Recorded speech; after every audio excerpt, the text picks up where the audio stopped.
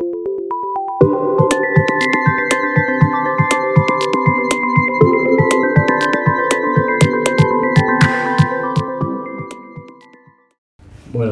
ante todo, muchas gracias al Centro Cultural Reconquista por esta invitación. ¿Se oye bien, Marcelo? Disculpen la llegada tarde.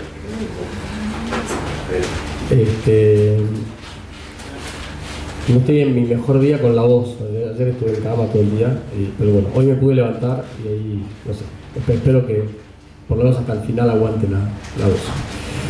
Bueno, me habían propuesto que más que hacer una larga charla, que no me costaría nada hacerla y ustedes se duermen ya a partir de ahora, explicar algunas cositas así como básicas y que después ustedes hagan preguntas, ¿sí?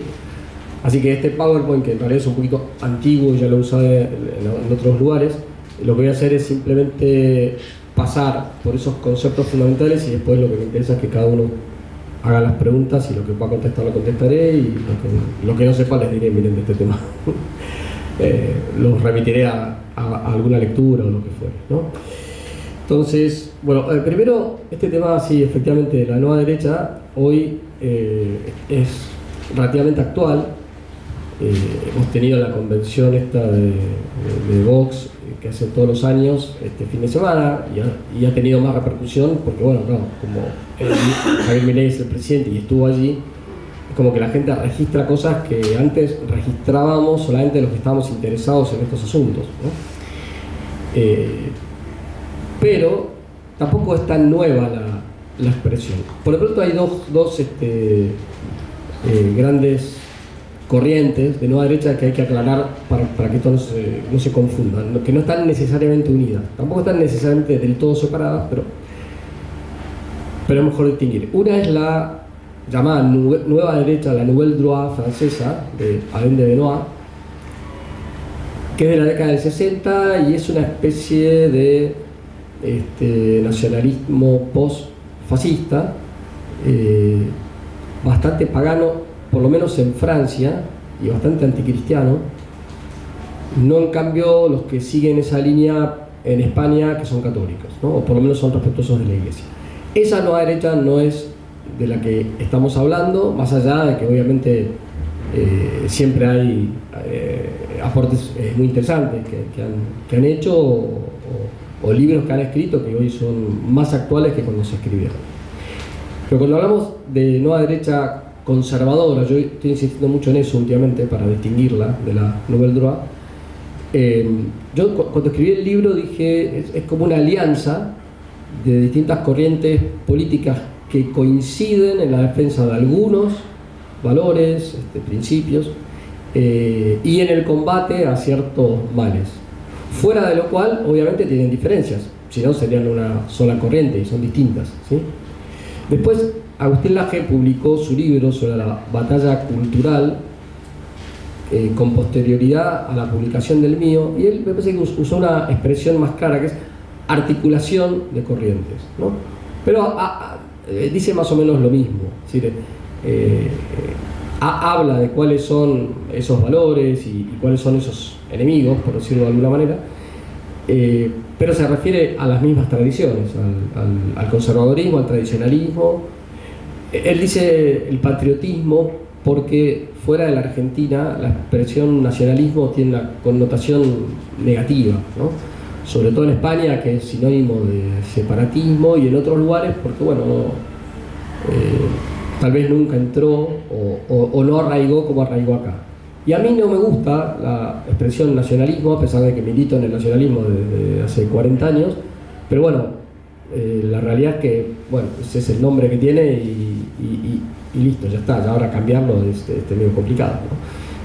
Bueno, entonces es cuestión de aclarar a qué nos estamos refiriendo, y bueno, por eso le dediqué 4 capítulos del libro a explicar cada una de estas tradiciones políticas.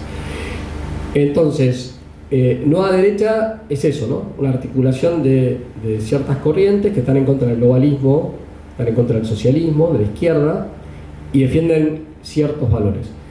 La expresión nueva derecha, al menos yo la uso en un sentido bastante coloquial, sobre todo lo de derecha, ¿sí? porque si tuviera que dar una clase académica sobre derechas, izquierdas, son términos que son muy relativos y tienen un valor, digamos, que cambia según las épocas. Entonces, y en definitiva es algo moderno que surge con la Revolución Francesa. Yo siempre digo, ¿vieron? Que la gente dice, no, pues fulanito es muy abierto o es muy cerrado. A mí no me dice nada eso. O sea, los juicios deberían ser, esto es verdadero, esto es falso, esto es bueno o malo, esto es dogmático, esto es opinable, pero abierto, cerrado, bueno, ok. Y derecha a izquierda puede pasar lo mismo, ¿no? Ahora, en un sentido coloquial se suele entender por derecha quienes defienden ciertos valores que tienen que ver, por lo menos, con el orden, con la propiedad privada, con ciertas libertades, a lo cual otros les agregamos la familia, el patriotismo, las jerarquías sociales, etc. Y en esto, digamos, coincido con Nicolás Márquez, somos grandes amigos, en que todos somos profundamente anticomunistas, digamos, ¿no? Es decir, que si bien es verdad que hay movimientos que no son ni de derecha ni de izquierda, y yo los conozco y simpatizo mucho con ellos y qué sé yo, pero tal vez lo que legitima el uso de esta palabra es que no queremos saber nada con la izquierda en ninguna de sus manifestaciones, ¿no? Bien, entonces, ¿y por qué ante el globalismo ideológico financiero? Porque, salvo en sectores nacionalistas, yo creo que hasta la segunda década de este siglo, casi nadie hablaba en contra del globalismo. Se hablaba de la globalización, pero del globalismo como algo malo, no. Y de golpe empezaron a surgir líderes, referentes, intelectuales que empezaron a criticar el globalismo. Unos desde posturas liberales, otros desde o libertarias, otros desde posturas tradicionalistas, otros nacionalistas. Y la realidad, en el caso de la Argentina, es que además empezamos a coincidir en trincheras comunes. De golpe éramos siempre los mismos, ¿sí? Que después por ahí nos peleábamos, también había peronistas ortodoxos, y después teníamos nuestras diferencias, pero la realidad es que eso fue creciendo. El macrismo no captó para nada que había algo de eso ya en el mundo, no entendió, no se lo vio venir, o no la vio, como se dice ahora. Pero ya estaban, sí, Trump, Santiago Abascal, Orbán, Kaczynski en Polonia, ya con bastante más anticipación, Salvini en ese momento, medio personaje, pero, Marine Le Pen, que es la que menos me simpatiza mucho más Marion Maréchal, que tiene las ideas bastante más claras, su sobrina, ¿sí? Es más mona además, eso también hay que reconocer. Bueno, pero eso es un chascarrillo. Bueno, entonces, a ver, simplemente así, esas ideas básicas, y después voy a que ustedes me hagan preguntas. Primero, cuando hablamos de globalismo estamos hablando de un proyecto político, no del fenómeno de la globalización, que todos sabemos qué es, tiene sus aspectos positivos, negativos, pero bueno, no estamos criticando la globalización en sí misma, sino, como puse acá, ¿no? Un proyecto político cuyo fin es crear un nuevo orden mundial que elimine las soberanías nacionales, las religiones tradicionales y la ley divina, ¿sí? Es decir, no se podría dar globalismo sin globalización, pero sí podría haber globalización sin globalismo. No es algo nuevo, o sea, ahora es el globalismo, nuevo orden mundial siempre fue, pero me acuerdo de chico que se hablaba en casa de mis padres, ¿no? Porque el gobierno mundial, o la sinarquía, o bueno, otros términos, digamos, ¿no? No es de ahora. Pero lo que sí se puso de moda es que se volviera a hablar de esto cuando era casi tabú, era conspiracionismo, digamos, hablar de estas cosas, ¿no? Ahora, dentro de ese globalismo hay como dos grandes tendencias. Eso en general yo he tratado de marcarlo, porque algunos no lo advierten.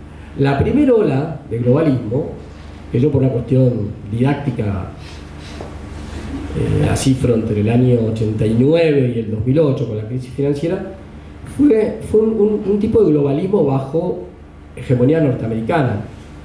Fue la época de los Bush, la época de algunos pensadores que tal vez ustedes conozcan, Fukuyama, Samuel Huntington, Irving Kristol, William Kristol, etc., que lo que querían era efectivamente limitar o eliminar las soberanías nacionales. No tenían muy claro lo de los valores tradicionales, salvo quizá la cuestión del aborto, algunos un poco más, otros temas, pero básicamente de lo que se trataba era de expandir el American Way of Life por todos los países, imponerlo, a veces con alguna excusa falsa, otras veces con sinceridad. Bueno, y eso sigue estando vigente, a pesar de que no tenga tanta fuerza como la que tuvo en los años 90, digamos, ¿no? Entonces, esa línea con la que además en algún momento tal vez haya algunas coincidencias, de todas maneras hay que tenerla en cuenta porque tuvo su peso y lo sigue teniendo. Incluso podríamos decir que aún en la época de Clinton y en la época de Obama, en la política exterior norteamericana eso siguió vigente de la misma manera, ¿no? Por eso cuando aparece Donald Trump, por ejemplo, hablando de America First fue un movimiento anterior a la Segunda Guerra Mundial de norteamericanos que no querían involucrarse en la Segunda Guerra Mundial y que estaban enmarcados dentro de lo que llama la tradición aislacionista de Estados Unidos. O sea, que Estados Unidos no tiene por qué imponer su modelo económico y político a otras naciones. Y así como hay toda una tradición imperialista en Estados Unidos, con el Destino Manifiesto y otras expresiones similares, también hay una tradición aislacionista bastante grande, que no se conoce tanto, ¿sí? Entonces, me acuerdo ahora, cuando fue la Guerra del Golfo, la primera, hablando con Gabriel Zanotti, que es tal vez el intelectual del catolicismo liberal argentino más importante, y somos muy amigos, que yo criticaba la intervención de Estados Unidos en esa ocasión, y me decía, bueno, yo tengo algunos amigos en Estados Unidos libertarios que piensan como vos, ¿no? Bueno, muy bien. Al tiempito, año 93, 94, me entero de quién era Rockwell, porque publicaron un artículo en la revista Verbo, Argentina, se llama Realineamiento en la derecha, y era un momento en el que paleolibertarios y paleoconservadores se habían unido en Estados Unidos. ¿Por qué? Porque terminada la Guerra Fría, los conservadores tradicionalistas, o sea, los paleoconservadores, no querían saber nada con eso de andar metiéndose en los Balcanes o en Medio Oriente o lo que fuera, y ahí se produjo una ruptura. Y los libertarios siempre estuvieron en contra de la intervención de Estados Unidos en terceros países, libertarios progresistas, libertarios más conservadores, incluso en la Guerra Fría. Rothbard, por ejemplo, estaba en contra de que Estados Unidos liderara digamos, el llamado mundo libre contra el comunismo. Entonces, lo cierto es que bueno, hubo un momento en el que estuvieron relativamente aliados, después se separaron en parte, pero yo sabía, bueno, que eso existía en Estados Unidos frente a los neoconservadores que tenían como más fama y digamos, y peso en la costa este de Estados Unidos y en la costa oeste, ¿no? Bueno, entonces, bueno, ya ahí nombré algunos pensadores, pero tiene influencia bastante grande en el Partido Republicano, en el Pentágono, en la CIA, etcétera, etcétera, y coincide en parte con el otro globalismo, justamente en intentar socavar esa cuestión de las soberanías, o por lo menos lo intentaban en los años 90. Ahora probablemente hayan cambiado en parte su discurso, no sé, habría que analizarlo eso en profundidad. Pero estaba el otro globalismo progresista, que es el que uno puede ver más claramente en los documentos de Naciones Unidas, los organismos internacionales, las organizaciones de derechos humanos, etcétera, que también iban más o menos en la misma línea, pero no con el proyecto de que Estados Unidos fuera la potencia hegemónica, ¿sí? Sino con algo, como se dice hoy, más multipolar y a través de los organismos internacionales. Y, por supuesto, muchísimo más agresivos desde el punto de vista cultural o contracultural, digamos, ¿no? Eso se cocinó en lo que respecta a las cuestiones actuales, porque las raíces son remotas. En las cumbres de población, de medio ambiente y de la mujer de los años 90, ¿no? La de Río 92, el Cairo 94, la de la mujer 95 de Naciones Unidas, y todo lo que hoy vemos de ideología de género, aborto, promoción de la homosexualidad, etc. Todo eso se cocinó en los años 90, impulsado por toda esta gente, donde, no sé, la Internacional Socialista, por ejemplo, tiene un papel muy importante, el Partido Demócrata de Estados Unidos también, lo que llaman en Estados Unidos los liberals, que serían los socialdemócratas de allá. Bueno, y a partir del 2008 empezó, en mi opinión, a tener como más peso. Frente a eso, empezaron a aparecer como distintos referentes que se oponían a esa, ¿cómo se dice?, a ese globalismo en cualquiera de las dos expresiones, ¿sí? Simplifico bastante porque habría que hacer miles de distinciones, digamos, ¿no? Bueno, entonces, ¿y qué características fueron teniendo esos movimientos? Bueno, movimientos que, por un lado, empezaban a hablar de nuevo de que eran importantes las soberanías nacionales, ¿no? Vox, por ejemplo, lo dice permanentemente, pero también se escucha en los otros referentes, o cuando estaba Trump, cuando hablaba, ¿no? La verdadera lucha en este momento es de los patriotas contra los globalistas, un discurso que en los años 90 hubiera sido absolutamente repudiado, ¿no? Bueno, ahora también es repudiado, pero ahora hay presidentes que piensan de esa manera, instituciones, candidatos, think tanks, etc., ¿no? Bueno, además, frente al ataque cultural del progresismo, empiezan a defender la importancia de la religión, la importancia de la familia, la importancia de la defensa de la vida humana inocente, empiezan a criticar todas las teorías de derecho penal y derecho procesal penal y constitucional de tipo garantista, etcétera, etcétera, que no nos ha afectado solamente a nosotros con Zaffaroni y sus amigos, sino que es algo que está en el resto del mundo, digamos, ¿no? Bueno, por un lado me interesaba, porque si bien es verdad que yo milito en el nacionalismo católico desde chico, siempre estuve abierto a dialogar con amigos liberales, amigos peronistas, de otras corrientes con los cuales algunos valores en común teníamos, digamos, ¿no? Entonces, un fenómeno que yo había estudiado bastante era el del conservadorismo en Estados Unidos. No porque me pareciera especialmente ortodoxo. Si a mí me preguntan con qué te identificás más, y a nivel doctrinal me identifico más con el tradicionalismo español y sobre todo con el carlismo.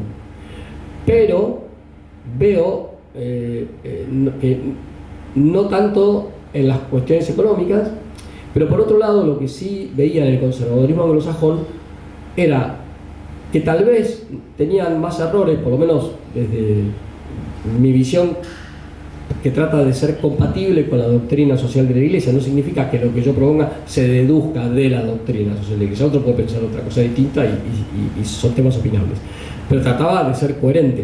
Entonces yo decía, bueno, el conservadurismo anglosajón es un movimiento heterogéneo y la verdad es que no es del todo ortodoxo. Pero en una serie de temas claves e importantes han logrado crear un movimiento influyente que tiene políticos, que tiene periodistas, que tiene escritores, que tiene revistas, que tiene, bueno, ahora páginas web, que tiene instituciones educativas y que condiciona la agenda electoral, digamos, ya desde antes de Nixon, ¿no? Pero bueno, tal vez con Reagan un poco más y luego con Trump, si se quiere, de manera más clara, ¿no? Entonces, ante esa situación, yo lo que me planteé es lo siguiente: a ver, este es el ideal de lo que a mí me gustaría para la Argentina. No, si yo le dijera lo que a mí me gustaría para la Argentina, bueno, tendríamos que dar otra charla, pero yo tengo expectativas mucho más elevadas, pero tan elevadas que en la realidad actual de un mundo que hay que reconocer, sobre todo en Occidente, que es post-cristiano, ¿sí? No se pueden tratar, digamos, no, es muy difícil proponerse ciertos objetivos y pretender alcanzarlos en el mediano plazo. Entonces hoy hay que explicar las cosas como más básicas, ¿no? Aquello que ahora se ha repetido mucho de Chesterton, no llegará un día en que habrá que desenvainar espadas para defender que el pasto verde es verde. Bueno, entonces si hay un mínimo con el cual coincidimos con otras corrientes, viendo el ejemplo de Estados Unidos de ser más prácticos, de trazarse un objetivo, ponerse unos medios, trabajar en equipo y lograrlo, que bueno, me parece que en Argentina tendríamos que hacer lo mismo, en todo el mundo hispánico, en realidad, ¿no? El otro fenómeno que yo estudié bastante, parecido, aunque no se le llamaba así, pero en la práctica fue algo parecido, es el del franquismo a partir de los años 50, ¿no? Donde Estados Unidos se abre a una alianza, España se abre a una alianza con Estados Unidos, a un modelo tipo capitalista, sin renegar de la defensa de la religión católica, de que, digamos, no asomaran la cabeza ni masones ni comunistas, ¿no? Porque estaba absolutamente prohibido en la época de Franco, con la defensa de la familia, con la defensa de la vida humana, y al mismo tiempo con un sentido social, porque si bien es verdad que cambia el modelo económico, todo el sistema de seguridad social que arma Franco en España se mantiene intacto y se lo deja a la Falange, y pues ha salido un libro ahora hace 2 años que se llama Franco Socialista, pero no porque fuera socialista, sino porque la realidad es que con la inserción en el modelo capitalista, España salió del subdesarrollo. España era un país más miserable que nosotros en los años 40, con una expectativa de vida de 60 años, ¿sí? Eso cambió en la década del 60. Y el factotum de todo esto fue Carrero Blanco, ¿no? Porque a veces la gente dice, no, eso fue el Opus Dei. No, al que tenía la cabeza puesta en esto era Carrero Blanco ya en el año 52, 53, que además es cuando cambia la política de Estados Unidos, de decir, no, tenemos que tener aliado a España y no como enemigo, ¿no? Bueno, y ahí, bueno, la realidad es que las familias del régimen, como se dice, algunas estaban repeleadas entre sí, por supuesto, pero otros no, otros aprendieron a convivir, y unos eran más conservadores, otros eran económicamente un poco más liberales, pero no de un liberalismo extremo, otros eran falangistas y otros eran carlistas, y bueno, en fin. Y la verdad es que lograron mantener la España católica oficialmente, restaurar la monarquía, no bajo la dinastía que a mí me hubiera gustado, tampoco esa dinastía tenía muchos pretendientes claros en ese momento, defender esos valores tradicionales y convertir a España en una potencia. Para ese momento era estar entre las 10 principales economías desarrolladas del mundo, digamos, ¿no? Y con bajos impuestos y con un servicio de seguridad social que no es el que a mí más me gusta, pero hay que reconocer que funcionaba en España. De hecho, el mismo Franco muere atendido por el sistema de seguridad social del Estado español, digamos, ¿no? Y con muy poca corrupción. Hubo algunos casos, pero muy pocos, ¿no? Entonces, digo, a ver, en España han podido hacer esto, en Estados Unidos, y nosotros no podemos hacerlo. Y después, cuando empecé a recibir críticas que eran absolutamente esperables, ¿no? No, pero bueno, esto es heterodoxo porque el liberalismo es pecado, esto es heterodoxo porque Estados Unidos tiene una raíz protestante y está lleno de masones, y bueno, y todo ese tipo de cosas que... yo me acordé de lo que había pasado hace 100 años. Hace 100 años, cuando caen los imperios cristianos que quedaban en la Primera Guerra Mundial, sobre todo el Imperio Austrohúngaro, que era el Imperio Católico, pero también el Imperio Alemán y el Imperio Ruso, se produce una reacción. O sea, hay una serie de movimientos que se dan cuenta, Europa entra en decadencia, y esos son los fascismos. Estatistas, por supuesto, a mí no me gusta el estatismo, pero si no estamos obnubilados por la propaganda aliada de la posterior a la Segunda Guerra Mundial, la realidad es que en ese momento los fascismos, por lo menos hasta 1935, tuvieron bastante popularidad y aceptación por parte de las clases dirigentes. Churchill decía, si yo fuera italiano sería fascista, ¿sí? Y muchos católicos habían colaborado con esos movimientos, ¿sí? católicos tradicionalistas, católicos conservadores, y qué sé yo. Por supuesto, con reservas, con cuidado. La Iglesia misma fue señalando, ¿no? Bueno, con el fascismo italiano sí, pero cuidado, ¿no? Con el nacionalsocialismo no, con el falangismo sí, o lo que después fue Franco, Oliveira Salazar, qué sé yo. Bueno, fue una reacción al globalismo de ese momento, que en realidad es el mismo de ahora, solamente que estaba en un estado más embrionario, ¿sí? Bueno, ahora aparece esto, y bueno, si queremos verle los defectos se los podemos ver, pero yo tiendo a ver siempre mejor el vaso de vino en la parte que está llena más que la parte que está vacía, ¿no? Entonces, no niego los problemas, pero lo que sí veo es, tal vez procurando hacer algo similar en la Argentina y aliándonos con otros que están haciendo algo parecido en otros países, logramos tener una cierta fuerza, no para cambiar el sistema desde adentro, porque no se puede, no para restaurar la cristiandad, porque esto llevaría siglos, o tal vez no, pero tiene que ser la providencia divina la que tiene que actuar, pero sí para frenar ciertos males y alcanzar ciertos bienes parciales, y bueno, y punto, y más que eso no se puede, bueno, no se puede. Pero, por ejemplo, si a un país, en un país se logra eliminar la promoción de la ideología de género del Estado, ya es un bien muy grande. Si los chicos de 1, 2, 3 generaciones no reciben eso, bueno, estamos salvando a un montón de chicos de que les pudran la cabeza. Si hay al menos distintas visiones sobre el pasado histórico y no un relato que se impone, lo mismo, ¿no? Entonces digo, bueno, me parece que vale la pena. Por supuesto, si somos, no sé ustedes, pero en mi caso, yo soy católico, no con maquiavelismo, o sea, el fin no justifica los medios. Bueno, total que, bueno, entonces me involucré en NOS, fui de los primeros, mi papá estaba enterado de que Juan José iba a hacer algo, y de modo que apenas surgió eso, yo fui de los que estuve en primera línea. Y empecé a escribir algunos artículos y después, bueno, escribí el libro al año siguiente, el de la nueva derecha, donde explico un poquito todo esto, ¿no? Y algo, y con esto termino, después me hacen todas las preguntas que quieran, porque acá hay varias cosas que me las he salteado para no hacerlo muy denso.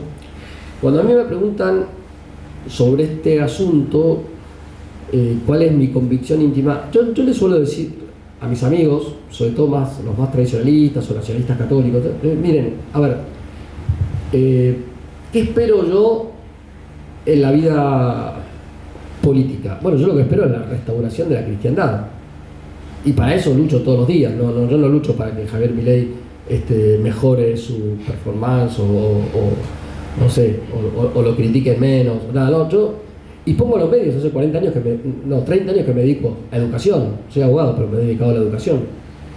Porque entendí lo de la batalla cultural, muchos, acá la mayoría son bastante jóvenes, pero hay algunos que ya no somos tan jóvenes, que esto en la época de Alfonsín lo tuvimos muy claro, vimos, o sea, dejaron las armas y empezaron a ocupar los colegios, los medios de comunicación, el arte, bueno, todo lo que sabemos de Gramsci, después la escuela de Frankfurt, etc., ¿no? Entonces, desde ese terreno, la batalla cultural, lo que se puede hacer en la educación, en la cultura, en la familia, en los cuerpos intermedios, yo ahí apunto al fin, porque el que no tiene claro el fin, bueno, seguramente se va a equivocar en el camino. Yo apunto a la restauración de la cristiandad, punto. Esa es mi seguridad social informada por los principios del Evangelio, y la medida de lo posible que algún día volvamos a tener estados católicos o una comunidad política católica. También, para los que les gusten estos temas, también advierto la posibilidad de que estemos en los últimos tiempos, sí. A ver, podemos estar en tiempos preparusíacos, sí, eso. Cualquier cristiano debería saber que puede pasar en su generación. Segundo, debe desearlo. Tercero, debe rezar por eso. Todo esto está en el Catecismo de la Iglesia Católica de Juan Pablo II, en 1992. Dice, el significado principal del Padre Nuestro cuando decimos venga a nosotros tu reino es pedir que se produzca la parucía. ¿Eso puede pasar? Sí, eso puede pasar. Y yo que además soy un castellaniano de estricta observancia, sobre todo porque no repito mecánicamente Castellani, sino que trato de pensar, que es lo que Castellani nos enseñó a pensar, digo, bueno, eso sí es una posibilidad. Pero que eso sea una posibilidad y que haya que estar atentos a los signos y qué sé yo, como nos dijo nuestro Señor, no significa que nos tengamos que cruzar de brazos. Justamente San Pablo criticó eso, ¿no? Los primeros cristianos, bueno, hay que trabajar. Bueno, en nuestro caso, qué sé yo, la vida personal, la vida familiar, la vida profesional y la vida social. Bueno, en la vida social, entonces, la restauración de la cristiandad. Ahora, si eso no se puede en lo inmediato, bueno, lo seguimos proponiendo, seguimos escribiendo, seguimos dialogando, depende del público con el que... Pero tratemos de empezar por las cosas más básicas, ¿no? Entonces hay que restaurar el sentido común. Bueno, trabajemos por eso. Y en esas cosas, a veces incluso por reducción al absurdo, mucha gente se da cuenta de los errores en los que ha caído, digamos, ¿no? Bueno, y entonces hay un sector del liberalismo más conservador, o los que directamente se autodenominan conservadores, hay tradicionalistas y hay nacionalistas católicos que de entrada, cuando apareció NOS, estuvieron dispuestos a trabajar juntos, ¿no? Yo me acuerdo, Juan José decía una alianza de liberales que respeten la vida, conservadores que no confundan el fuego con las cenizas, y nacionalistas que no confundan la nación con el Estado, ¿no? Bueno, muy bien. Y en eso, bueno, a mí me pareció que había que tratar de hacerlo. Como ideal de máxima, no, como el bien posible. Hoy, ahora, sin olvidar lo otro, pero bueno, hoy, ahora, esto es lo que... Digo, esta es una alternativa. Tengo amigos peronistas ortodoxos que les parece mejor los nacionalismos de tercera posición, simpatizan con Putin, con Dugin y qué sé yo, y obviamente tenemos muchas cosas en común, pero bueno, a mí hay cosas que no me cierran, pero sí, también es un camino legítimo. También es legítimo los nacionalistas católicos que dicen no se puede hacer más nada, pero hacen cosas muy concretas, indirectamente, que influyen en la política, y respetan, ¿no? Y después hay una minoría en todos lados, digamos, ¿no? Entre los liberales, entre los conservadores, entre los nacionalistas, que nunca les gusta nada, nada les viene bien y todo lo critican, y bueno, ¿qué vamos a hacer? Paciencia. Entonces, bueno, más o menos la idea es esa, es decir, esta nueva derecha hoy tiene una presencia que hacía décadas que no había. Tiene referentes, tiene instituciones. Vox fundó la fundación, valga la redundancia, Disenso, para pelear en España y en Iberoamérica contra el Grupo de Puebla, ¿sí? Tiene una cantidad de documentales buenísimos, también tiene el Foro Madrid y qué sé yo, y la verdad es que dentro de lo que hay, con posibilidad de conseguir cuestiones concretas, y la verdad que es lo más aceptable. Si yo estuviera en España, obviamente estaría tal vez afiliado a la Comunión Tradicionalista Carlista, pero a la hora de votar votaría a Vox. ¿Qué le vamos a hacer? Y si estuviera en Estados Unidos, y seguramente votaría a Trump, estaría vinculado al Partido Republicano y así, digamos, ¿no? Bueno, pero lo que en ese momento, cuando salió lo de NOS, decía, tenemos que vincularnos a esos movimientos. Bueno, ahora eso más o menos se ha dado. Claro, no se dio de la manera que a mí me hubiera gustado. A mí me hubiera gustado que Juan José fuera el líder que encarnara de alguna manera esa nueva derecha. Pero bueno, hay cosas que no dependen de nosotros. Bueno, en fin. Lo cierto es que hoy el que encarna eso de alguna manera es Javier Milei. Yo le puse bastantes reparos, fui de los que más me opuse al principio a una alianza con Milei. Pero luego, cuando, sobre todo, supongo que por influencia de Agustín Laje y en parte de Nicolás Márquez, Milei empezó a hablar en contra de la Agenda 2030, la llamó a Victoria Villarruel, entonces él por ahí no hablaba de Malvinas, pero Victoria hablaba de Malvinas, empezó a criticar fuertemente el aborto, la ideología de género, después incorporó lo de la crítica al globalismo y qué sé yo, que, bueno, veamos, no le di un cheque en blanco ni tampoco me opuse, ¿no? Y lo voté, por supuesto, el año pasado, recién en el balotaje, pero lo voté. Y la verdad es que en algunas cosas me ha asombrado por la rapidez con la cual ha tomado ciertas medidas que hubieran sido, digamos, hace 2 años, pensar que hoy no iba a existir más el Ministerio de la Mujer, el de Ambiente y Desarrollo Sostenible, el INADI, la eliminación del lenguaje inclusivo y de la promoción de la ideología de género desde el Estado, o sea, que se iban a revisar las indemnizaciones a supuestos desaparecidos, que iba a cambiar el relato del 24 de marzo y lo mismo el 2 de abril, era impensable todo eso hace 2 años. Bueno, eso se hizo, y se hizo en 5 meses, bueno, entonces hay que reconocer, es muy bueno, ¿sí? Bueno, la parte económica podemos discutir, hay cosas que estoy de acuerdo, cosas que no.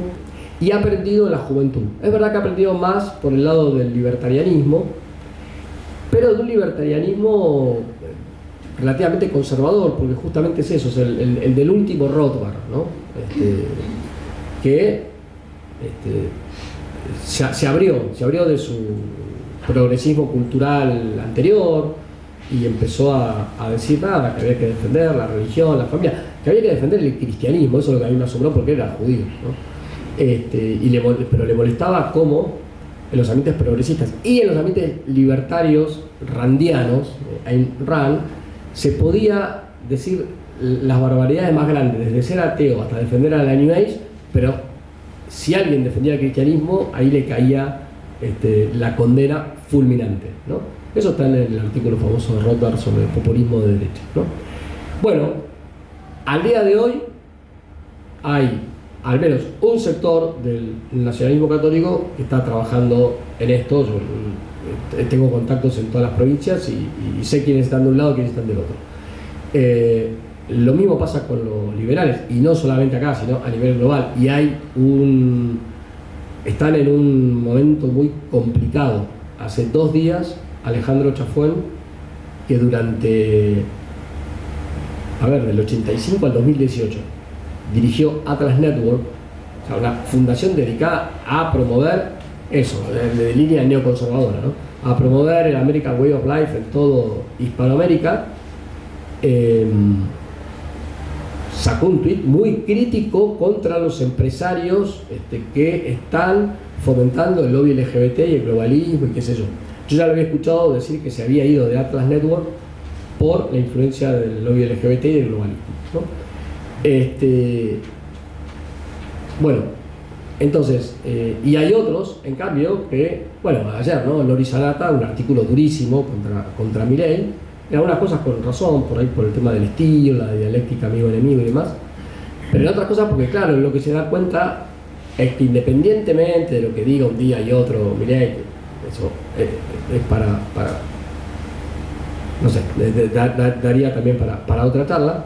Pero cada vez que le ha dado lugar a gente que reivindica cosas que para él son de lo más reaccionario que puede existir. Claro, lo que dijo Francisco Sánchez, por ejemplo, creo que ni yo me hubiera animado a plantear el tema del divorcio, ¿no? Habló en contra del divorcio, del aborto, del matrimonio igualitario, qué sé yo, y vino aquí y redobló la apuesta, ¿no?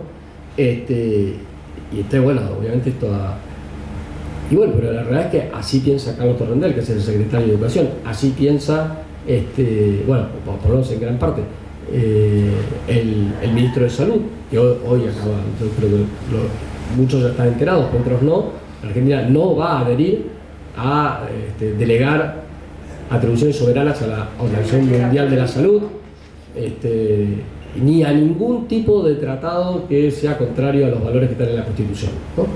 Bueno, lo mismo es medio patotero, hay que reconocerlo, pero Alejandro Álvarez, el que está en políticas universitarias, pero bueno, viene del peronismo todo, tiene la calle del que ha militado en la JP y qué sé yo, y no los puede ni ver a los progres. Entonces yo estuve con él y es muy divertido en eso, ¿no? Después yo tengo mis diferencias, porque obviamente soy muy crítico del sionismo, soy muy crítico del Estado de Israel y hay cosas que no las comparto, ¿no? Pero bueno, la realidad, Vázquez de Mella decía, a mí no me representan los políticos, porque si yo tuviera que elegir a alguien que me represente en el 100%, voy yo. O sea, si elijo a alguien es para cosas concretas. Yo le había estado hablando del tema de la representación corporativa y qué sé yo. Pero dice, la ficción de que los partidos representan a los individuos, ¿no? La sociedad no es una suma de individuos, es mucho más que eso. Pero en todo caso sí, está también la representación de lo que uno piensa, pero eso lo puede hacer uno solo y nada más. Bueno, entonces sí, yo obviamente hay cosas que no comparto y lo digo en las redes, los que me siguen saben que es así, digamos, ¿no? Bueno, así que entonces yo lo que animo es a que esto hay que seguir trabajándolo, hay que ayudar a que crezca y por supuesto nosotros que pienso que muchos de los que están acá son de NOS o son simpatizantes de NOS.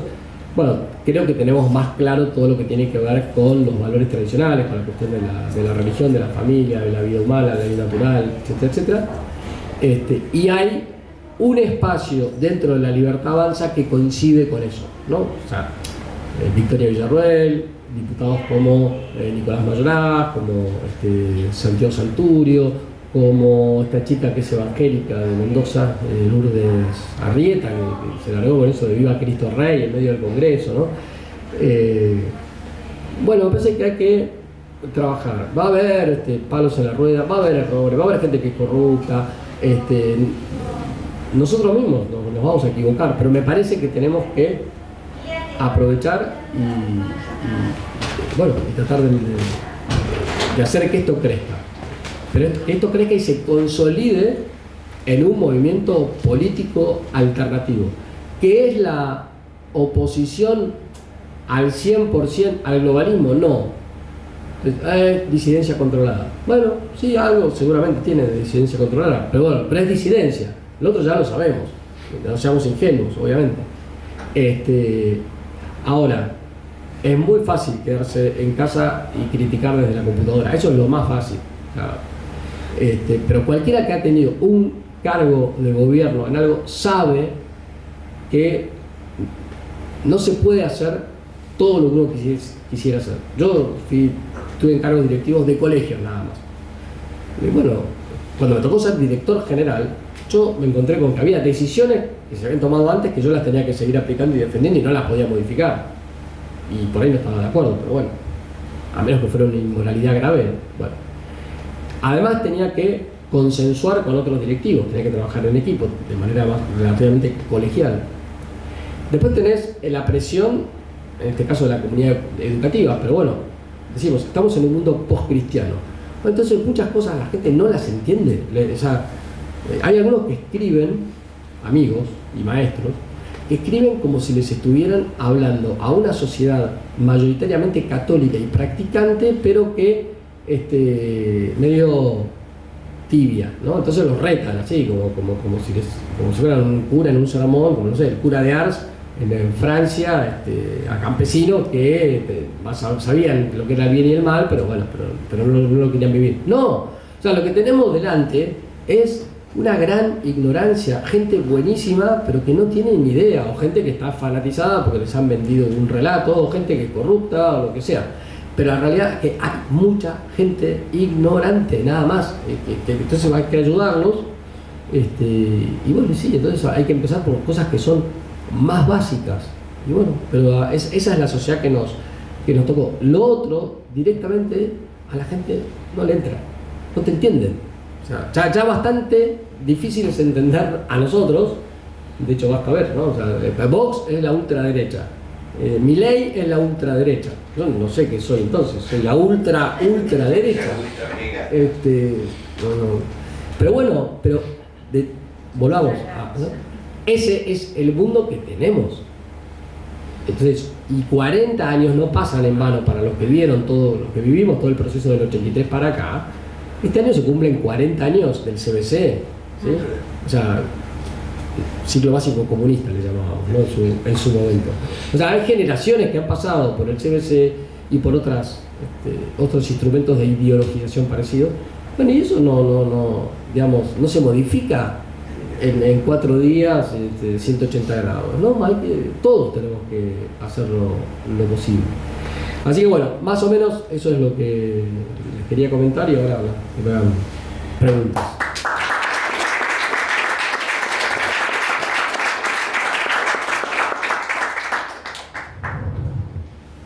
Más que nada la pregunta mía se centra ¿Cómo podemos revertir o cómo podría darse a, no revertir, sino a presentar un contrapeso más nacionalista, más conservador dentro de estos representantes que hay dentro del gobierno? Esa sería básicamente mi pregunta. Yo creo que no tenemos que dejarnos asustar por las palabras, ¿sí? Porque es verdad, Javier habla mucho de libertarianismo, mucho de liberalismo, repite cada 2x3 la famosa frase de Venegas Lynch y qué sé yo, pero tiene una vicepresidente que marca bastante eso que vos estás señalando, digamos, ¿no? Y que defiende esos valores y ha hecho de la vicepresidencia, que es un cargo híbrido, ¿no? Pues está a caballo entre el Poder Ejecutivo y el Poder Judicial, y sin embargo le ha dado un realce, un estilo, y Javier se lo permite. Entonces, por de pronto creo que no estaría faltando a la verdad si lo que digo es que está bien que Javier habla del liberalismo, pero yo no sé si este es un gobierno que podríamos llamar estrictamente liberal. Tal vez liberal conservador, o tal vez conservador, pero digamos, por de pronto, creo que salvo el Alsina y algún otro precedente en la historia argentina, es el primer liberal popular. Pero los liberales en Argentina no han sido populares, ganaban con fraude o estaban en los gobiernos militares. Con cosas que a mí no me gustan, pero, a ver, qué sé yo, no sé. Yo me reí anoche, no me dediqué a ver nada de lo del Luna Park, pero sabía y lo llamé a uno de mis hijos, el más grande, tiene 16 años, que, bueno, como todo bellavitense, le gusta el folclore, está yendo a misa todos los días, y al mismo tiempo le encanta el rock, y bueno, le gusta mucho la música. Entonces le conté, digo, che, ¿sabes que Javier va a cantar, no sé qué, tal? Claro, a él le encanta eso, ¿no? Le cae, se siente representado en alguien, y que además le pega a los zurdos, y ya yo soy de, bueno, a ver, podría decir las cosas de una manera como más, qué sé yo, civilizada, más elegante, a Nicolás Márquez se lo he dicho también, ¿no? Pero a los chicos les encanta, ¿no? Entonces que diga así, y bueno, la verdad que creo que después de 40 años que hemos tenido que aguantar a cada personaje, bueno, sí, listo, o sea, Javier es así, y con eso tiene un 30% por el momento asegurado, o sea, obviamente eso no es para toda la vida. Entonces yo creo que eso está. Ahora, saliendo de las cuestiones retóricas o de discurso, hay que ver las políticas concretas. Entonces te pongo un ejemplo en el que yo ahí estoy dialogando, ¿no?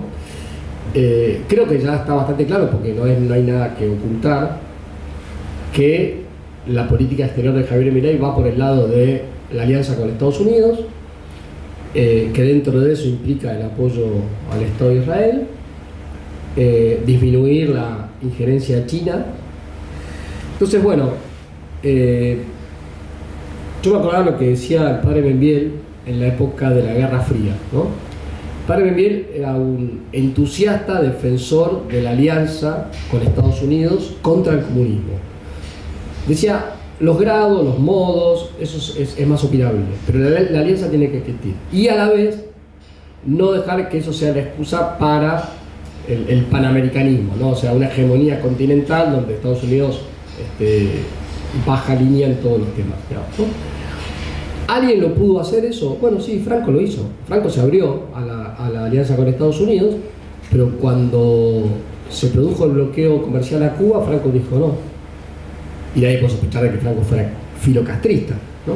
Pero no, era un pueblo hispánico, ¿sabes? Los bloqueos comerciales perjudican a los pueblos más que a los gobiernos. Dijo no, el bloqueo a Cuba no. Después Johnson le pidió ir a la guerra a Vietnam.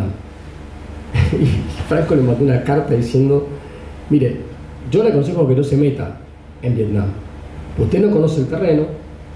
Ho Chi Minh es comunista, pero antes de comunista es un patriota. Conoce muy bien el territorio. Ustedes les va a ir mal, van a terminar perdiendo.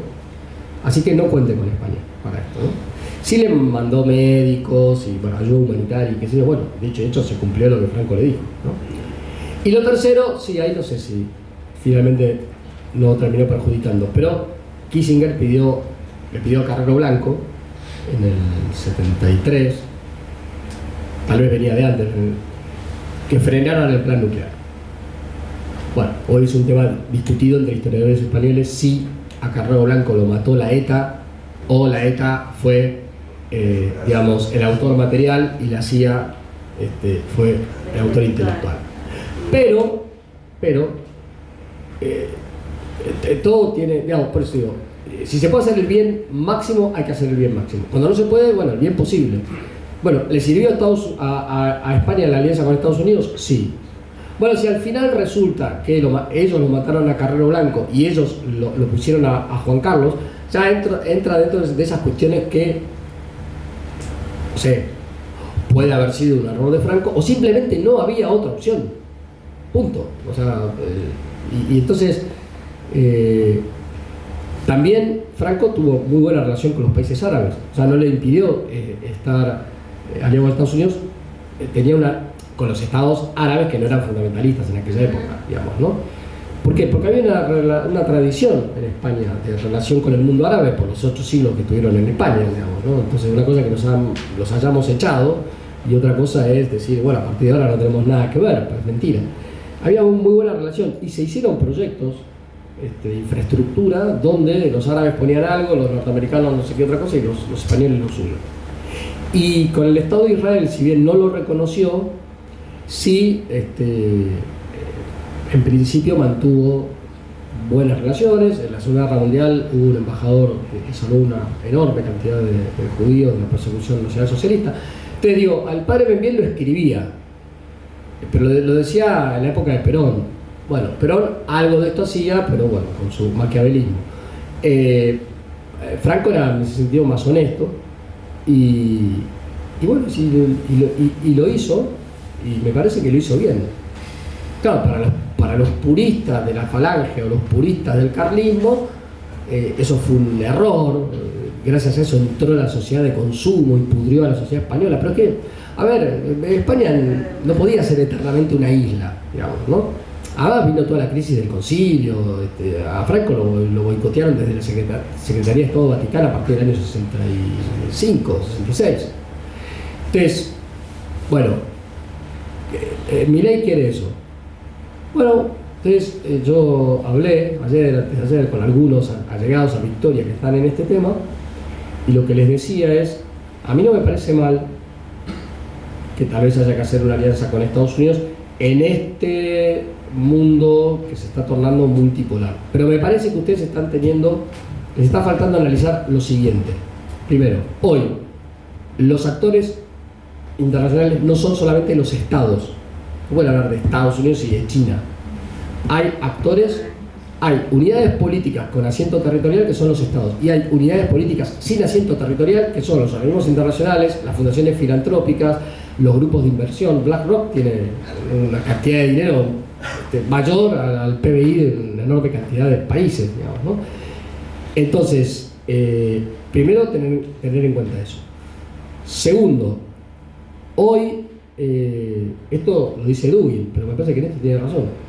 Hoy, además de los estados, lo que ha resurgido es, o lo que se han despertado no son las civilizaciones que unen a varios estados. El Islam es una civilización, va de Indonesia a Pakistán hasta Marruecos. Los chinos tienen institutos Confucio por todos lados, son ateos, sí, pero algo reivindican, más que de Confucio, de Buda, pero bueno, porque era ateo también, en definitiva el budismo es eso, ¿no? La India también, Rusia, bueno, o sea, el espacio euroasiático, o sea, Putin está tratando de restaurar el imperio ruso, eso está claro, ¿no? Por eso reivindica todo, a los zares, a Lenin, a Stalin, o sea, reivindica todo lo que haya sido positivo en el sentido de hacer grande a Rusia. Bueno, y está Occidente, nosotros somos parte de Occidente, y yo creo que sí, a los yanquis no les gustará mucho. Ahora, hay algo que dijo Dugin hace poco y que fue lo siguiente, dice: en este mundo unipolar con las 7 civilizaciones de las que él habla, Occidente también es una civilización, es la octava. Si Occidente vuelve a sus raíces cristianas, reniega del globalismo, de la ideología de género y qué sé yo, puede ser la octava civilización en un mundo multipolar. Ese occidente, dice, en Estados Unidos, el de los paleoconservadores, el de los tradicionalistas, el de Donald Trump, con ese occidente no tenemos problema. Yo critico el occidente liberal y globalista. Entonces, digo, bueno, a ver, podemos hacer una alianza con Estados Unidos, pero a través de Vox, que de alguna manera actúa como un intermediario, podemos hacerlo tratando de que en esa alianza, si bien obviamente hay, la influencia siempre la va a tener el Pentágono, la CIA, el Departamento de Estado y qué sé yo, pero bueno, pero de todas maneras, si nosotros tejemos alianzas a través de los sectores de derecha conservadora de Estados Unidos, es mucho mejor que con Biden y todos estos grupos. Están los neoconservadores, sí, pero no están ya solamente los neoconservadores, también están los que no son tan globalistas. Y a ellos, a Estados Unidos, también les ha cambiado la situación, porque hoy el voto hispano pesa mucho y está migrando del Partido Demócrata al Partido Republicano, salvo los que siempre votaron por el Partido Republicano, que son los cubanos exiliados en Miami, pero el resto votaban siempre al Partido Demócrata. Entonces, para ellos puede ser de interés. De hecho, Trump lo había nombrado secretario de Asuntos Hispanoamericanos a Eduardo Verástegui, ¿no? A ellos les puede interesar un intercambio. Entonces, por supuesto, hay que andar con pie de plomo con Estados Unidos y con Inglaterra, ¿no? Entonces, no ser ingenuos, ya tuvimos una experiencia en el año 82. Pero lo que les decía es, tratemos de recrear la hispanidad. Ahora hubo un congreso en Colombia sobre la reunificación de la hispanidad, pero no necesariamente eso tiene que ser algo contrario, al menos en una primera instancia, a una alianza con el mundo anglosajón, porque es lo ideal. No, pero porque me parece que es más razonable que aliarnos con China o que aliarnos con Irán, o sea, el mundo islámico, ¿sí? A mí no me gusta el Estado de Israel, pero tampoco me gusta el Islam fundamentalista. A ver, si vamos a ponerlo en términos bélicos, enemigos son los dos, ¿no? O sea, entonces, y ese fenómeno, ese conservadurismo norteamericano, no existía hace 100 años. Había algunas cosas, pero hoy está mucho más fuerte, es algo... Bueno, entonces, lo que les dije, tengan en cuenta estas cosas. Y es verdad, porque esto lo manejan ellos, los que asesoran la Victoria, que no siempre Estados Unidos defendió a Inglaterra en todas las cuestiones. Eso es verdad. Cuando fue el tema del canal de Suez, los ingleses pensaban que los yanquis los iban a ayudar, y nada, ¿no? Entonces, y hay otros ejemplos. Bueno, acá, cuando Perón se abre al juego con Estados Unidos, a Inglaterra no le cayó nada bien, ¿no? Y las sospechas de que haya tenido algo que ver también con la Revolución Libertadora Gran Bretaña, no Estados Unidos, tiene bastante fundamento, ¿no? Entonces, lo que les intenté decir es, no seamos, digamos, extremistas, así, en el sentido de no nos aliamos con nadie, ¿no? Y nos aislamos, estamos solos, y bueno, pero no, si nos podemos unir, pero al mismo tiempo vamos trabajando una especie de restauración de la hispanidad, me parece que podemos equilibrar las fuerzas. Y Vox está haciendo eso, porque con la Fundación Disenso no es que lo hizo contra el Grupo de Puebla, ¿en nombre de qué? En nombre de todo lo que nos une desde hace 500 años, ¿no? Entonces, si uno entra a la página de la Fundación Disenso, va a encontrar un montón de artículos documentales, en defensa de la hispanidad, contra la leyenda negra, etcétera, etcétera. Y son los mismos que a su vez tienen relación con think tanks norteamericanos conservadores. Entonces, yo creo que por ahí va la cosa. Es decir, si lo que pretendemos es que Milei defienda valores, digamos, del nacionalismo en un sentido muy extremo, no lo va a hacer porque él no piensa así. Y segundo, me parece que la experiencia indica que tampoco es lo que nos conviene, ¿no? Una anécdota y termino con esta pregunta, pero la famosa revolución del 43 que se hizo supuestamente para evitar la candidatura de Robustiano Patrón Costa, porque se suponía que iba a declarar se iba a poner del lado de los aliados. Hoy se sabe que se había comprometido con Castillo y por escrito a mantener la neutralidad. Por supuesto no se puede hacer historia contrafáctica y decir ¿y qué hubiera pasado si Patrón Costa hubiera sido presidente de la nación? Pero yo estoy estudiando bastante últimamente su figura y veo que ha sido un personaje bastante calumniado, digamos, ¿no? No era ningún tonto. Se daba cuenta que había que ir, como después finalmente Perón también lo hizo, hacia una alianza con Estados Unidos, porque el Imperio Británico estaba, digamos, ya decayendo. Bueno, entonces, con sentido común, pero no necesariamente eso implica ceder en cuestiones de fondo. Claro, dependerá. Yo le decía, miren, si lo que vamos a hacer es las relaciones carnales de la época de Menem, no. Carlos Escudé y Guido Di Tella y todo ese tipo de cosas, no. Pero bueno, hay otros ejemplos, ¿no? Entonces, yo creo que va por ese lado. Y además aprovechar. O sea, en tanto y en cuanto Milei permita que esas cosas se hagan y no le ponga palos en la rueda, bueno, lo que hizo la semana esta que hubo de homenaje a los veteranos de guerra, presentaciones de libros, etcétera, en el Senado, fue un golpe a la desmalvinización muy grande, ¿no? Después de 40 años. Así que yo creo que eso, de nuevo, es lo ideal. A mí me gustaría mucho más que eso, pero bueno, estamos en una situación de debilidad económica, política y diplomática tan grande que bueno, tenemos que ser realistas, no maquiavélicos, pero realistas. Bueno, yo voy a aprovechar también, una de las cosas que sorprendió no hace pocos días fue cuando el señor presidente tuvo una entrevista con una periodista de la BBC en Inglaterra, y creo que nos chocó bastante escuchar de la boca de él de que la derogación del aborto no había sido promesa de campaña. Muchos del sector del nacionalismo saltaron inmediatamente a condenarlo. Yo, tal vez porque vos por ahí tenés algún conocimiento más preciso de por qué dio esa declaración, pero es una de esas cosas que desde los sectores del nacionalismo cuesta o dificulta el sumarse a este proceso de nueva derecha que encabeza Javier Milei.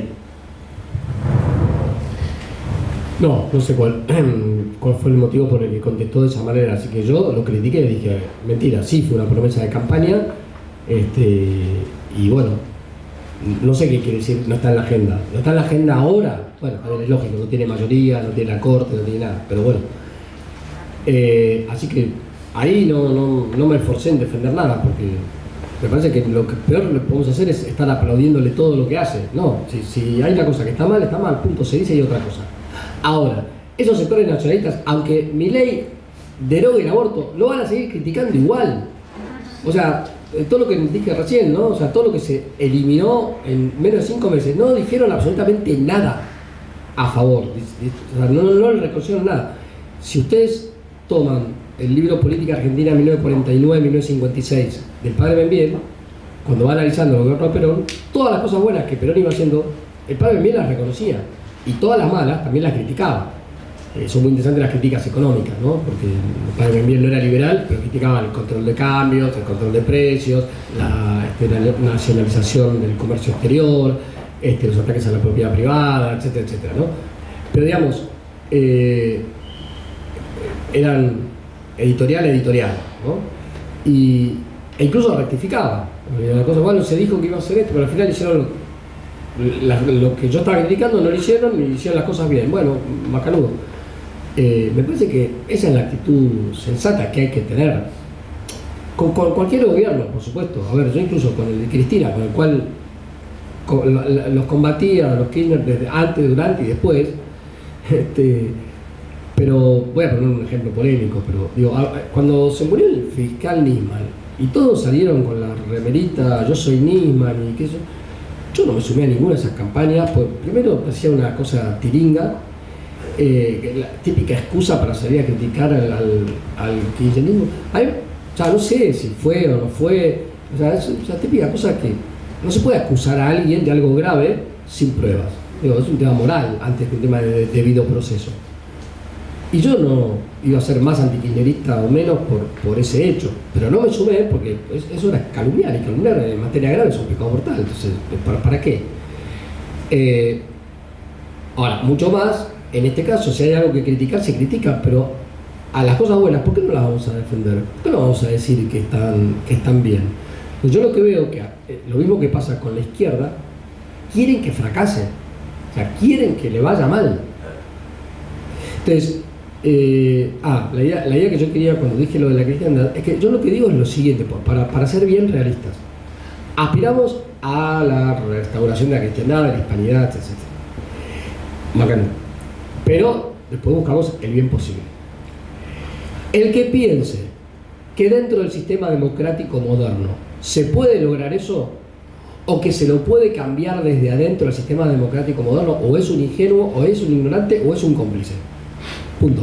¿Por qué? Porque la democracia moderna está mal parida, sea la de Locke, sea la de Rousseau, o sea la de Maritain. Así que, punto. Digamos, las tres tienen errores. Si a mí me preguntan qué tipo de régimen político, se los explicaría. Es un régimen republicano para la Argentina, pero distinto.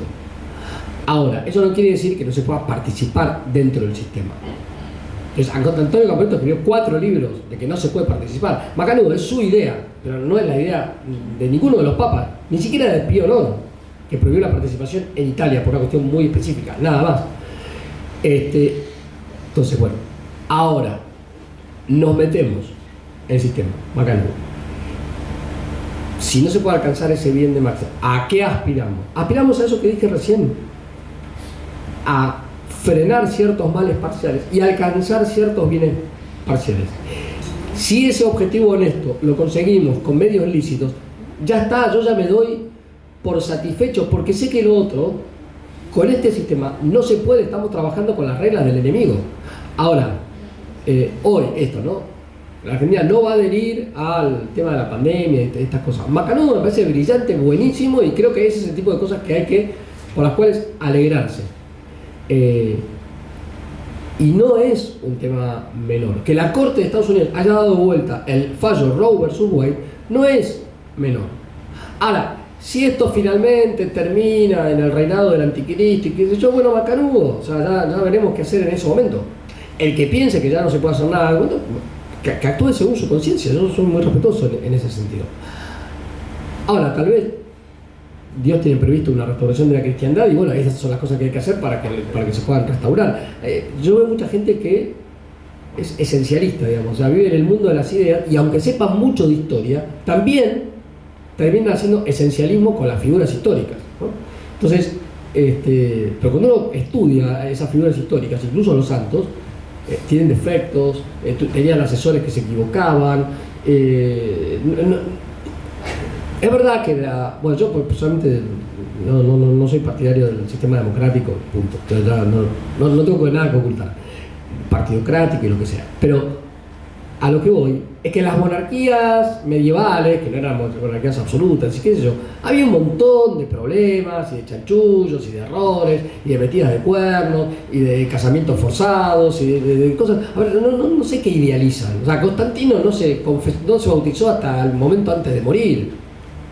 No sé, por conveniencia, porque no quería, y era que había dado la libertad a la iglesia, fue el que impulsó el concilio de Nicea y qué sé yo, pero no se bautizó, al final sí. Carlos V, emperador del Sacro Imperio Romano Germánico, rey de España, pero bueno, era más tolerante con Erasmo que Felipe II. Me parece que en parte se equivocaba, pero la verdad que a mí me gusta más el estilo de Carlos V que el de Felipe II. Felipe II era un poquitito cuadrado, sí, ese es gallego. Rosas, a ver, lo defiendo, sí, lo defiendo, por supuesto. Y en esta nueva derecha hay gente que es antirrosista, sí, por supuesto. ¿Y qué pasa? No es un dogma. O sea, Rosa no es un dogma. A ver, hay un montón de cosas que no son el artículo 13 del credo, el mandamiento número 11.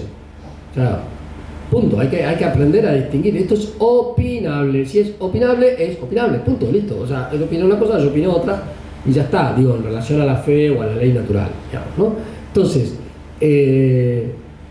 hay que aprender a bajar los decibeles de un montón de discusiones ridículas, ¿sí? No sé, la deuda externa. La última vez que yo me encontré con un economista conocido, muy difundido entre los nacionalistas, le pregunté, bueno, ¿y usted qué piensa que hay que hacer? Yo ya sé todo lo que piensa de la deuda externa y yo coincido que los delitos que se cometieron, y conozco el fallo del juez Ballesteros, toda la historia de la deuda externa, la privatización de la deuda de las grandes empresas del capital concentrado en la Argentina, todo eso ya lo conocemos. Ahora, pregunto, ¿qué hacemos? No, hay que declararse en bancarrota. Listo, ya está. Cuando me dé esa respuesta, por supuesto, es opinable, pero yo no estoy de acuerdo. O sea, declararnos en bancarrota significa, está buenísimo, es un acto así de heroísmo patriótico, entre comillas, y después al día siguiente, ¿qué hacemos? O sea, entonces no, hay que pensar soluciones más realistas, digamos. Entonces, bueno, esa es mi visión. No estoy esperando que Javier Milei,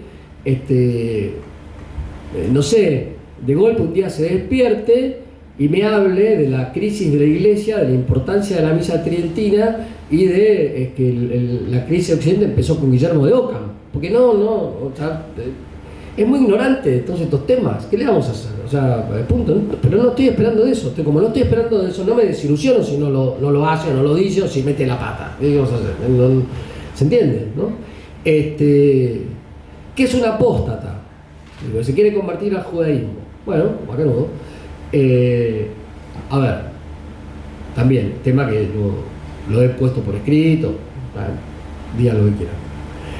El judaísmo posbíblico es mayoritariamente talmúdico y cabalístico. Digo mayoritariamente porque hay una minoría que no, pero... Y por tanto es anticristiano. Porque el Talmud es anticristiano. ¿Sí? Bien. Y no tiene nada que ver con el judaísmo bíblico. ¿Sí? Más importancia al Talmud que a la Torah. Perfecto. Segundo, ¿todos los judíos son por eso explícita o implícitamente anticristianos? No. La historia demuestra que no. O sea, que algunos sí y otros no. ¿Por qué? Primero porque hay corrientes dentro del judaísmo. Segundo porque está la libertad humana. Y tercero porque vaya a saber qué le explicaron a cada uno de ese tema. Entonces yo me acuerdo de Manfred Schoenfeld, ¿sí? Que antes de Malvinas con Cabildo se tiraban con munición gruesa, y después terminó no solamente reivindicando la causa de Malvinas, sino defendiendo el artículo 2 de la Constitución, que no se quitara, cuando ya se hablaba de hacerlo, ¿no? Que no se quitara la exigencia de que el presidente fuera católico, criticando la expulsión de los jesuitas, en fin, y al final con inquietudes espirituales bastante profundas, según contó Juan Luis Gallardo, que lo acompañó casi hasta el momento de la muerte, digamos, ¿no? Entonces no hay un determinismo por el cual necesariamente por ser judío va a actuar de determinada manera. Y el sionismo, bueno, a mí me parece que el sionismo es un nacionalismo ideológicamente moderno, secular, con todos los errores que tienen las ideologías modernas. Y además ha dado lugar a un Estado que comete crímenes y que es un Estado terrorista. Pero, bueno, macanudo. Ahora, ha habido dentro del nacionalismo, por ejemplo, Alberto Falcinelli, que es muy respetado, él no defendía el sionismo, pero tampoco lo atacaba tanto, y criticaba a los que atacaban tanto al sionismo, porque decía que le estaban haciendo el juego a la izquierda, a la Unión Soviética y qué sé yo. Bueno, muy bien. Díaz Araujo, que se afilió a NOS, ¿no? Discutiendo con Guillermo Rojas, le dijo, mire, yo no soy ni sionista ni antisionista, o sea, conozco el papel que ha cumplido el judaísmo en la revolución anticristiana, tal como nos lo enseñó el padre Membier, y bueno, podríamos dar la lista, ¿no? Monsieur de la Joux, Monsieur Juin, bueno, todos los que han escrito bien sobre el tema, no los amarillistas, porque hay mucho amarillismo también, ¿no? Pero una cosa es eso y otra cosa, yo no confundo, dice Tel Aviv con el Apocalipsis, como diciendo, Y si la derecha europea se ha manifestado más pro-sionista, que es porque probablemente se aplique aquello de que el enemigo de mi enemigo es mi amigo. ¿Por qué? Y bueno, porque en Europa se construyen más mezquitas que sinagogas y que iglesias, punto. Bueno, a mí no me convence mucho ese argumento de Díaz Aranjo, pero obviamente tiene cierta sensatez y algo de realpolitik.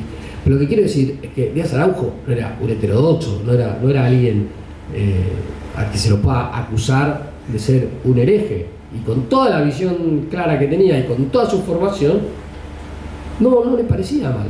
Y el padre Benviel cuando hablaba del tema de la alianza con Estados Unidos y con la derecha norteamericana, él decía, una derecha que está digamos, infiltrada por la sinarquía, pero que se va a ir purificando. A veces el padre Benviel tenía esas esperanzas así. Bueno, pero sin embargo, bueno, él hasta el final, yo dije, bueno, por ahí lo dijo en la década del 60, después lo dejó de decir. No, hay una conferencia del año 73 donde habla de la importancia de la alianza con la derecha norteamericana, o sea, hasta el año de su muerte. ¿Ok? Y había judíos ahí, sí, y alguien me puede decir, alguien puede pensar sensatamente que el padre Benviel tenía simpatía por el judaísmo talmúdico, por el sionismo, el más mínimo, o sea, escribió los libros que escribió por algo. Pero una cosa era la doctrina y la otra cosa cómo se baja la doctrina a la situación concreta, y eso es parte de la virtud de la prudencia. Entonces, bueno, me parece que, o sea, esa es la visión que yo tengo, y por eso digo, no me ilusiono con cosas que sé que no es muy probable que se den, y me parece que sí que es válido trabajar por esas cuestiones que parecen pequeñas, pero no son tan pequeñas. Si se lograra derogar el aborto, más allá de lo que dijo Milei ese día, ahora no se volvió a atacarnos a los aborteros. Sí. Entonces, bueno, si se lograra derogar el aborto, yo creo que solo eso ya da por justificado mi voto del año pasado. Ya hoy cuando escuché eso, ¿no? Que no va a adherir al tratado de las pandemias, ya está, con esto está justificado mi voto, punto. Entonces, no, yo creo que no hay que asustarse que pueda decir eso. Segundo, si bien no es un político que habitualmente mienta, por lo menos tanto como otros, ¿sí? Sino que en todo caso lo que a veces puede cansar un poco es que es demasiado coherente con cosas que son erróneas, digamos, ¿no? Repite otra vez lo mismo, ¿no? Pero bueno, me parece que ahora que está ahí arriba y tal vez no sepa cómo responder a ciertas cuestiones, y bueno, y le salió mentir, porque eso fue una mentira, objetivamente es una mentira, es culpable de esa mentira, no lo sé. Y la apostasía, si se llega a convertir al judaísmo, bueno, a ver, no sé. Si se llega a convertir, digamos, la secta a la que está vinculado es siniestra, ¿no? La del rebe de no sé cuánto. Ok, bacanudo. Ahora, ¿es una apostasía formal o es una apostasía material? La historia familiar de Javier Milei es bastante triste, ¿no? O sea, padres, por supuesto, no, para nada practicantes. Y además, una relación muy mala con los padres. Se educó en un colegio, el canal Copelo, que sin temor a calumniar, le deben haber transmitido un catolicismo no solamente progresista, sino absolutamente superficial. Y si encima ve cómo está la iglesia hoy en su parte humana, no la iglesia como cuerpo místico de Cristo, y la verdad que es bastante poco atractiva, digamos que la fachada es bastante fea, ¿no? Lo ve al Papa con los movimientos populares, con Grabois y apoyando el socialismo y qué sé yo, y la verdad que, no sé, yo rezo por la conversión de Milei, o tal vez debería rezar más, pero bueno, creo que hay que rezar por su conversión. Pero si resulta que se convierte al judaísmo, bueno, que lo juzgue Dios. Si esa, o sea, ¿qué grado de culpabilidad tiene en esa apostasía? Alguna culpabilidad tiene, evidentemente. Pero si es grave o no, ¿qué es? No sé. Porque estamos viviendo situaciones muy, digamos, bueno, creo que ya, por lo menos a mi edad ya no me escandaliza nada, pero para mí la crisis más grande de la historia de la Iglesia, de toda su historia. Entonces, si el Papa dice las cosas que dice, apoya las cosas que apoya, ¿qué le voy a pedir a Milei? No voy a justificar, no voy a decir, no pasa nada con que se haga judío. No, sí pasa. Y algo tan determinista no tendría un secretario de culto que ha dicho, cosa que no lo escuché nunca en estos 40 años de democracia, decir, cuando le preguntaron, ¿no?, ¿qué instrucciones le dieron respecto a la Secretaría de Culto? Que lleve a cabo lo que está en la Constitución. La Constitución establece un régimen de libertad religiosa, no de igualdad religiosa. Entonces la Iglesia Católica tiene una importancia distinta y tiene que ser tratada de manera distinta. Y obviamente vamos a respetar la libertad religiosa de los cultos. Bueno, muy bien. No entremos ahora en la discusión con algunos que conozco acá que están más formados. Bueno, pero el Dignitatis Humanae del Vaticano II es contrario al... Bueno, no sé, sí. Ok, es un reportaje periodístico, punto. Creo que dejó bien claro. Y que la religión es importante para la vida pública. Y que no hay que terminar de ver a la religión como algo que pone en peligro la paz. Claro, sí, pone en peligro la democracia relativista, sí, por supuesto. Y después, bueno, poner a Dios en la vida pública y la ley natural. Bueno, la verdad que hace bastante que un secretario de culto decía, ¿y qué pasa? ¿Al día siguiente le pidieron la renuncia? No. Y ahora dijo eso, contra el divorcio, contra el aborto, matrimonio igualitario, nada. Y volvió y redobló la apuesta, nada. Ayer le mandé un WhatsApp, un mensaje por WhatsApp, che, te felicito por lo que dijiste en España, no sé qué, y redobló esta apuesta acá. Y dice, sí, nos tenemos que juntar, bueno, digo, dentro de 2 semanas voy a estar más tranquilo. Macanudo. Entonces, a ver, vayamos a los hechos. Que él fue a ver a la tumba del Rebe, sí, está mal. Objetivamente está mal, la culpabilidad la sabe Dios, eso no lo juzgo. Ahora, ha puesto gente muy conservadora en puestos claves. O sea, yo estuve reunido con Carlos Torrendel, el secretario de Educación, en enero. Y la verdad es que tiene las ideas bastante claras dentro de lo que yo lo conozco de la UCA, ¿no? Qué buen tipo. ¿Y qué me dijo? Yo le fui a preguntar, porque le conté que había estado haciendo algunas cosas de educación con la fundación. Y me dice, mira, yo esto guarden, diga, no es secreto, pero tampoco es para que lo vayan difundiendo por todos lados. Dice, el 10 de diciembre estuve media hora con,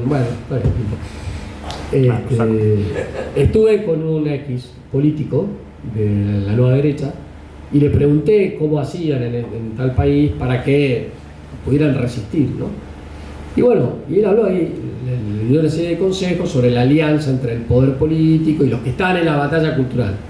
Y me dijo, bueno, tenemos que hacer algo así, y ahí me derivó a hablar con el secretario de Políticas Universitarias que está encargado de estos temas. Bueno, entonces, tenés un ministro de Salud que es católico, que es antiabortista y contrario al tema de las pandemias, no sé qué. Tenés un secretario de culto que es católico, practicante, que defiende la libertad de enseñanza, qué sé yo, incluso el homeschooling y otras cosas, aunque no es lo que más le gusta a él, pero lo defiende. Tenés un acuerdo entre el Ministerio de Capital Humano y CONIN para atender todo el tema de la desnutrición.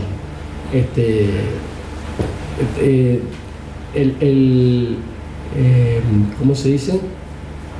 El Ministerio de Capital Humano, hay mucha gente católica, conservadora, bien formada y qué sé yo, ¿no? La vicepresidente, que es católica, que va a misa tradicional, no vas a saber qué entienden muchos periodistas por esto, pero finalmente la tienen que invitar a conversar, y la verdad que lo hace bastante bien, en líneas generales, digamos, ¿no? Y tienen que hacer reportajes a Nicolás Márquez y a Agustín Laje, porque saben que tiene influencia sobre Milei. Yo no hubiera escrito la biografía de Milei, como se le ocurrió escribirla a Nicolás, pero bueno, cosa de él, qué sé yo. Pero que tiene influencia, tiene influencia. Y Agustín lo mismo. Entonces, bueno, sí, es judío y qué sé yo, pero me parece que es como lo de Trump, ¿no? O sea, Trump no es católico y apoyaba bastante al sionismo de derecha, pero hizo mucho más por la Iglesia Católica en Estados Unidos que Biden, que es católico, que va a misa y comulga, siendo abortista, digamos, ¿no? Entonces, bueno, no sé, yo esas cosas Digamos, no dejar de decir lo que hay que decir, no justificar lo que es injustificable, pero tampoco dejar de ver lo bueno que hay.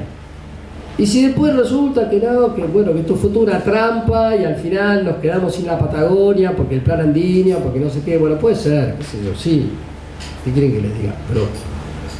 Pero puede ser, ¿no? Hoy por hoy terminaron con todo el tema de los mapuches, los rajaron, le devolvieron las tierras al ejército, pusieron la bandera argentina en todos lados. O sea, y eso está apoyado desde Inglaterra, desde Bristol, lo sabemos. Entramos en la página de Enlace Internacional Mapuche, bueno, este gobierno está en contra de eso. Entonces, se hacen muchos juicios, así generales, donde pareciera que todo está ya determinado, fijado. Bueno, que es una cosa que está en este PowerPoint. O sea, una cosa es las conspiraciones, siempre existieron. Otra cosa es el conspiracionismo, que es analizar supuestas conspiraciones con sofismas. Y mucha gente de esta cae en sofismas. El sofisma del hombre de paja, generalizaciones indebidas y también incluso, como digo, calumnias. Entonces vamos a los hechos. En los hechos, ¿ha hecho algo que sea contrario a lo que la Iglesia Católica enseña objetivamente? Que yo me acuerde, no. Más bien lo contrario. Ah, pero el episcopado está en contra. Y bueno, sí, o sea, con García Cuerva y con los que tenemos, ¿cómo no lo va a tener en contra? Bastante respetuoso es él. Dijo lo que dijo del Papa. Por otro lado, tenía toda la razón del mundo, ¿no? Pero bueno, pidió perdón y ya está, y qué sé yo. O sea, no sé, me parece que eso, hay que ir y ver qué es lo que hace. Lo que es increíble es que muchos de estos después publican alabanzas y elogios a Mussolini, que bueno, yo también reivindico cosas de Mussolini, pero digamos, venía del marxismo, tenía ideas socialistas, tenía una mentalidad estatista, o sea, y después uno de estos, de los que más critican, hace 2 semanas, no sé si en Instagram o en Twitter, cuando fue el 30 de abril, ¿no? El paso a la inmortalidad del último líder que luchó contra la judeo-masonería, ¿no? Adolfo Hitler.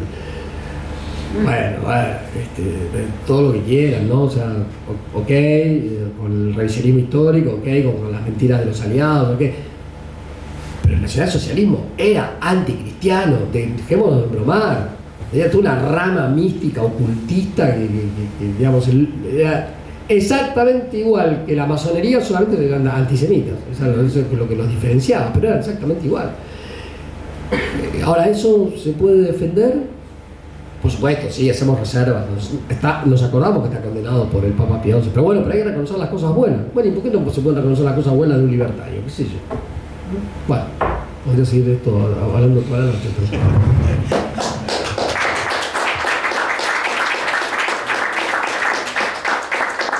Bueno, sí, por favor. No, yo, perdón, voy a volver un poquito a una de las partes del núcleo de la conferencia, pues, el tema del globalismo. Lo referenciaste, pero a mí me parece, no sé, a lo mejor si lo puedes desarrollar un poquito más, porque creo que ahí hay un componente bastante importante con un tema de tipo corporativo, ¿no? Estoy hablando de corporación empresarial, que yo creo que no tiene nada que ver ni con lo libertario ni con la economía de mercado, pero bueno, son organizaciones de mucho peso. Estoy pensando especialmente en el tema del foro de Davos, y la verdad que hay proyectos ahí que por el desarrollo tecnológico y demás pueden tener un efecto realmente muy grave, no solamente primero para las libertades individuales y además también para la soberanía de los países. Me gustaría si te puedes referir un poco a eso primero, y después el segundo punto, y bueno, esto no quiero que nadie lo tome a mal, pero creo que también en el tema del globalismo no se puede soslayar el Vaticano. El Vaticano, por lo menos desde Juan XXIII, viene promoviendo una autoridad mundial, un gobierno mundial. Hay documentos, esto no es conspiracionismo, está puesto por escrito. Y la verdad que como juega en muchos de los elementos de las situaciones que se van pasando a nivel internacional, bueno, ahora potenciado, ¿no? Obviamente con este último certificado, me parece que también es un tema que no se puede dejar de lado en el tema global. Lo primero, coincido totalmente con vos. De hecho, la semana pasada estábamos hablando con unos amigos haciendo una crítica a la cuestión del Estado moderno y cómo ha ido concentrando cada vez más poder, pero hablando con Marcelo Recico, que fue director del doctorado en la UCA en Ciencias Económicas, que defiende la economía social del mercado, me dice, sí, pero también fue creciendo paulatinamente la concentración del capital. Esa es una diferencia grande entre la economía social del mercado y la escuela austríaca, que les preocupan los monopolios, los oligopolios, y están de acuerdo en que haya regulaciones indirectas para evitar ese tipo de cosas. Bueno, eso Milei no lo ve. No lo ve, yo creo que primero hay una cuestión doctrinal, porque ni los austríacos, ni los de la escuela de Chicago, ni los del Public Choice, ese tema lo ven. Los únicos que ven ese problema son los de economía social de mercado, y yo creo que para él debe ser socialismo eso, ¿no? Entonces, bueno, no lo ve. O sea, a ver, hay gente que no ve las cosas buenas de Milei, pero bueno, él también hay cosas que no las ve. Ahora, no creo que la situación... Muchos libertarios lo ven a eso. Sí, lo ven, pero está bien, porque es verdad que la configuración de lo que es las Big Tech, las Big Pharma, sí, y todo eso están detrás de privilegios estatales, entonces lo critican por ese lado, ¿no? El Rothbard mismo, ¿no? Criticaba todo la oligarquía financiera y mediática y política de la costa este de Estados Unidos. Macanudo. No creo que si estuviera Massa las cosas hubieran sido distintas. Es página 12, ¿no? Que da antiimperialista y qué sé yo, pero después son los primeros que cumplen la Agenda 2030 rajatabla. Así que bueno, yo creo que en eso sí es un peligro, porque es un tema que creo que él no se da cuenta. Tampoco sé exactamente si está en condiciones de oponerse demasiado. Ahora, lo que sí, él se ha recostado más en Elon Musk que en el resto, y yo esto se lo pregunté a un amigo que no es liberal, que es tradicionalista, que es católico, misa tridentina, y muy serio y para nada amarillista. Digo, che, ¿vos cómo ves este tema de Elon Musk? Yo me dijo, mira, Elon Musk tiene el problema de, como dice Agustín Laje también, que eso lo critica, dice que es un tecno-optimista y por tanto está ahí del transhumanismo, pero en otras cuestiones está cambiando y para bien, digamos, y de hecho me nombró a un autor que como que está influyente y qué sé yo. Lo que me quiso decir es, mira, no vamos a justificar lo malo que tiene Elon Musk, pero al lado de Soros, de Bill Gates, la Fundación Rockefeller, la Fundación Ford y qué sé yo, marca una diferencia. Pero bueno, el riesgo existe y no te puedo decir que no. Lo otro, coincido con vos, o sea, el Estado Vaticano es enemigo de la Argentina y de la civilización occidental, por lo menos claramente con este pontificado, y antes porque fue haciendo concesiones que no debería haber hecho, más allá de que yo creo que eran papas que tenían fe, pero bueno, confiaron en que podían cristianizar Naciones Unidas.